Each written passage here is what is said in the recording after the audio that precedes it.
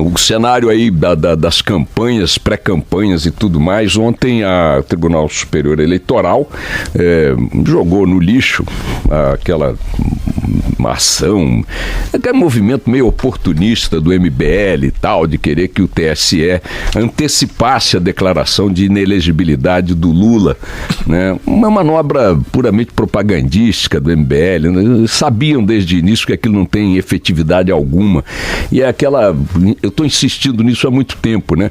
Qualquer movimento direcionado ao Lula que não tenha boa base, boa consistência, boa fundamentação, servirá ao discurso de que ele de fato está sendo vítima de um complô das forças conservadoras, da grande imprensa, da elite e etc e tal.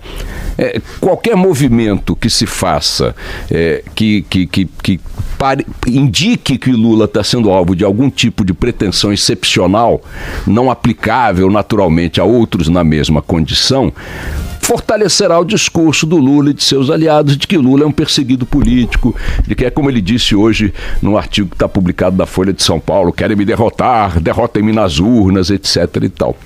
O Lula, formalmente, será declarado inelegível por sua condição de condenado em segunda instância, quando isto se fizer adequado pela cronologia, pelo calendário formal das eleições.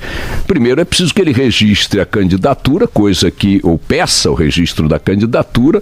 Primeiro é preciso que o PT lance o seu nome formalmente numa convenção, tornando-o candidato formal do partido. Na sequência, depois de 5 de agosto, que é a última data para essa convenção, para todas, o partido pede a oficialização do registro no TSE. Nesse momento, o TSE dará a sua decisão relacionada à candidatura do Lula. Todo mundo, o consenso entre juristas, todo mundo é que nesta condição jurídica de hoje, penal de hoje, o Lula está inelegível. Então ele vai chegar lá, vai pedir o registro da candidatura dele lançada pela convenção do PT dias antes, o TSE dirá: o senhor Luiz Inácio Lula da Silva está inelegível de acordo com a lei da ficha suja. E pronto. Mas não, o que quis o MBL? Quis fazer a farofa que esse grupelho, esses maluquetes têm feito em vários outros eventos. E foi lá e deu mais um argumento para Lula dizer: tá vendo? Estão querendo me perseguir politicamente. Por que haveria necessidade de antecipar exclusivamente para o Lula a sua inelegibilidade? Foi o que a ministra Rosa Weber, do TSE, disse: ó, nem posso julgar isso, porque sequer candidato ele é. Como não é candidato? Não é candidato porque não houve a convenção partidária. Todos são pré-candidatos. Como é que você vai declarar inelegível um pré-candidato? Ou seja, alguém que não é candidato ainda.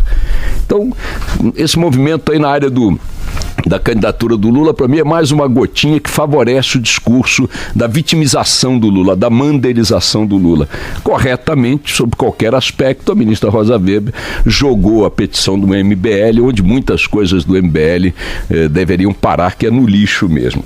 Na candidatura do Bolsonaro, houve esse movimento aí de lançamento, ou pré-lançamento, ou indicação de que ele comporia a chapa com o general Heleno, Augusto Heleno, ex-comandante das tropas brasileiras no Haiti, mas o partido naniquíssimo do general Heleno mandou o Bolsonaro às favas e disse que não, absolutamente não tem uma composição com o também nanico PSL de Bolsonaro, e o general Augusto Heleno, se quiser ser candidato a vice na chapa do Bolsonaro, ele vai ter que sair do PSL. PSL não caminha, do PRP.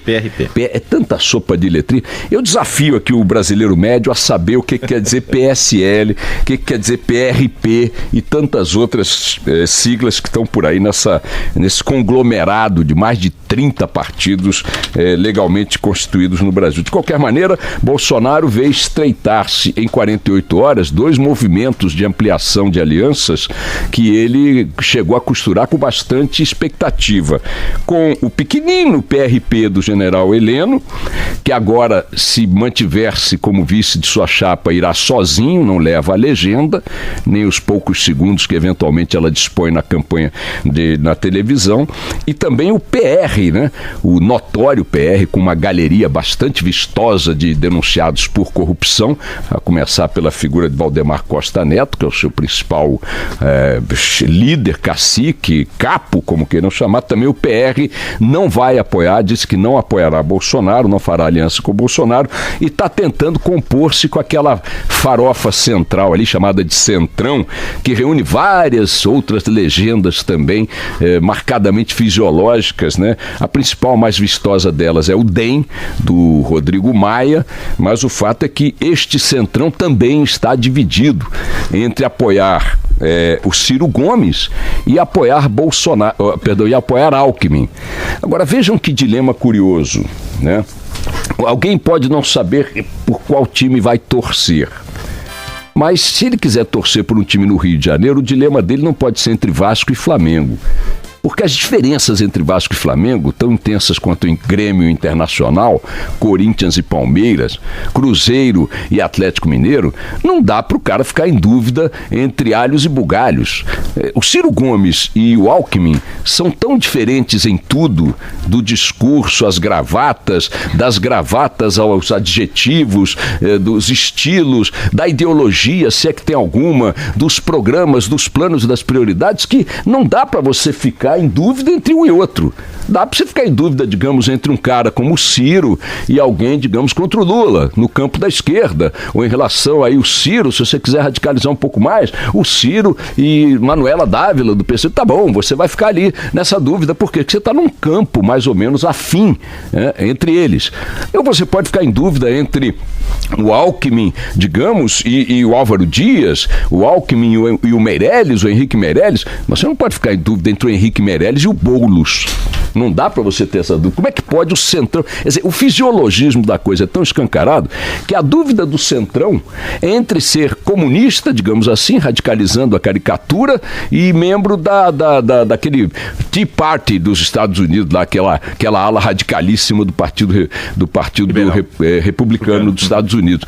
É surpreendente, né? Embora, insisto, os políticos digam que os 3 meses que nos separam da eleição sejam uma eternidade para o ajuste das coisas, o cenário das definições ainda indefinidas é um cenário bastante confuso, bastante caricato. Não há composições ali em torno de ideias. Ninguém está discutindo ideia. Ninguém está discutindo nada. O próprio Ciro está agora dizendo que o PSB, o partido PSB, é aquele que está mais próximo de fechar um acordo com ele, mas está namorando intensamente o Centrão. Então você tem uma sopa de contradições que como é que vai vender? O cara que bate no peito e diz que eu não aceito corrupção e tal, e faz uma aliança com o maior corrupto de todos, o partido mais corrupto de todos, com gente da cadeia, com presidente processado por corrupção. Como é que combina esses... O cara, um diz que é contra a reforma trabalhista, o outro é muito a favor. Não, vamos conversar. Não, peraí, você não era contra? Você não tem um ponto de vista contrário à privatização?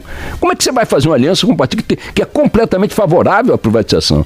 É um estelionato programático, ideológico, partidário, eleitoral. Não se pautam por qualquer tipo de afinidade que possa ser levada a sério pelos eleitores. Ainda que eles se definam daqui para frente de uma maneira clara no que diz respeito à composição das alianças e das chapas, não haverá clareza ideológica, não haverá clareza programática. O que eles estão nos vendendo, afinal de contas, quando dizem que estão conversando?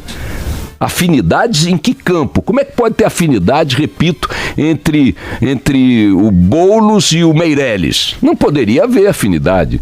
Se eles dois se juntarem, ambos estão dando um golpe em cima dos seus respectivos eleitorados. E é isso que está acontecendo no plano geral. O PTB ontem anunciou na sua executiva, por unanimidade, que vai apoiar o Alckmin. Aí tem lá suas ideias, não diria que são tão diferentes assim.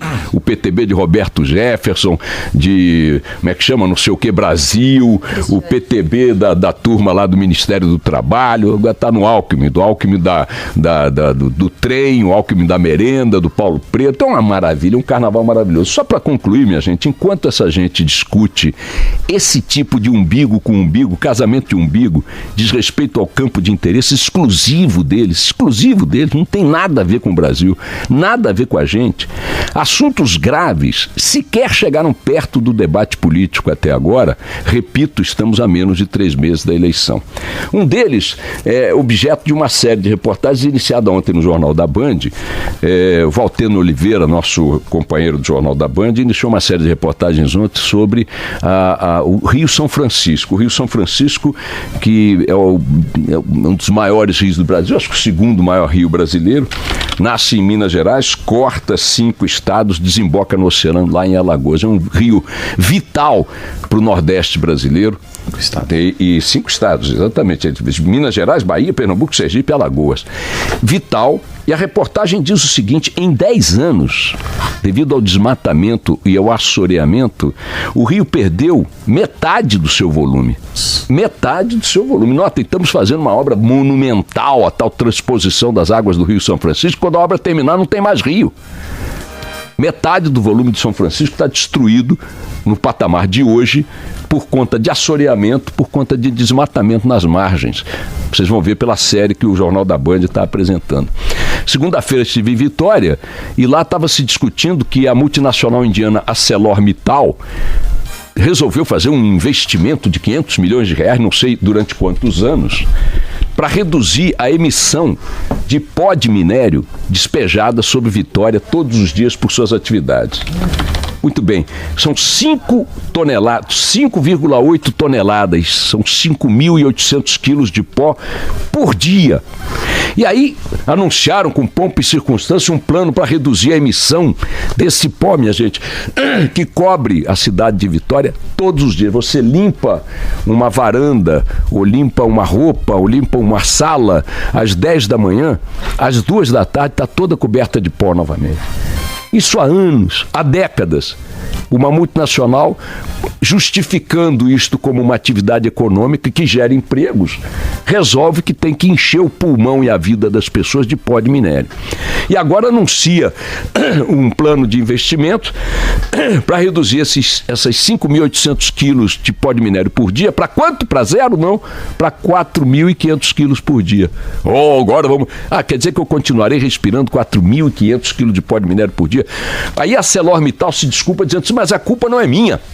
Exclusivamente também é da Vale do Rio Doce, que faz a mesma atividade aqui ao meu lado no Porto de Vitória, na Baía de Vitória, da capital capixaba. Mas peraí, vocês não sabem de quem é o despejo de 6 toneladas de pó de minério por dia? Vocês não sabem? Não, porque é dele, não é minha, é dele. Eu fiz a seguinte comparação. Você imagina o seguinte: difícil você descobrir, por exemplo, num elevador lotado, quem soltou um pum. Isso é difícil você descobrir, não tem como.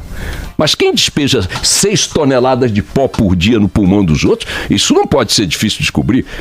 E é evidente que os dois são culpados, 2 gigantescas multinacionais, mais um assunto ambiental monumental. No Rio de Janeiro, às margens do Paraíba do Sul, em Volta Redonda, Paraíba do Sul, que é um rio também importantíssimo, um dos maiores do país, está se formada uma montanha de 20 metros de altura, por uma base gigantesca, geométrica gigantesca, de rejeitos da Companhia Siderúrgica Nacional, rejeitos químicos, que é uma montanha, minha gente, que vai acabar virando um pão de açúcar às vésperas, na iminência de produzir uma tragédia ambiental gigantesca no Paraíba do Sul, que abastece com água doce 12 milhões de pessoas. E para não falar de outro evento, o Rio Doce, a bacia do Rio Doce, destruída, aniquilada pelo rompimento da barragem de Mariana, que vai completar agora em novembro 3 anos, sem que nada tenha sido feito que pudesse botar na cadeia os responsáveis, que pudesse produzir multas de fato cobradas contra a gigantesca Samarco, que é outra multinacional, ou que reparasse minimamente os danos humanos, culturais, patrimoniais impostos às suas vítimas. Então vejam, assuntos como esse não são pequenininhos, não estamos falando da emissão de gás carbônico aqui, ali, não, estamos falando de tragédias, fora o desmatamento que, segundo muitos institutos, está fora de controle na Amazônia. Então esse assunto sequer entra na campanha. Ninguém está discutindo nada que interessa ao Brasil objetivamente. É um bando de palhaços, um bando de malucos discutindo sobre eles mesmos. Sobre eles mesmos. Isso, repito, há 3 meses da eleição. Vamos lá.